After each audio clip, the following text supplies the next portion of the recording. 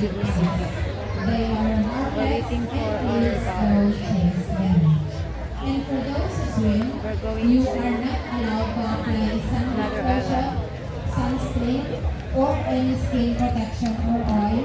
Products contain Aling chemicals tao. that can harm your lesions. But if you apply it already, kindly rinse it off downstairs in the shower area before boarding the boat. Please obey all the rules to avoid penalties.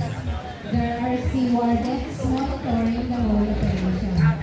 And additional reminders for those who are wearing jewelry or any fashion accessories, kindly this may fall accidentally into the water and we are not liable for that. And for those who want to take pictures, safety and for the protection of the well shark as well. First and the most important rule is you are not allowed to touch the whale shark. Second, no flash photography since whale shark are very sensitive to light. Third, in swimming, please observe the 4-meter distance away from the whale shark. That is from the mouth and down to its tail. But if you can see that the whale shark is getting closer to you, please don't panic. Just give them way and let them pass. They Priority are numbers harmless 100 and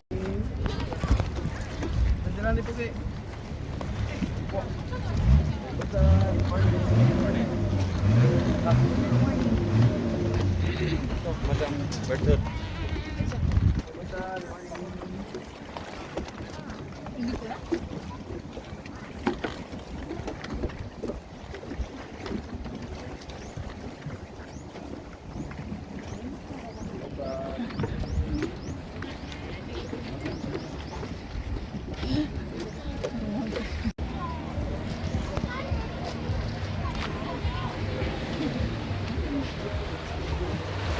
Done. It's done.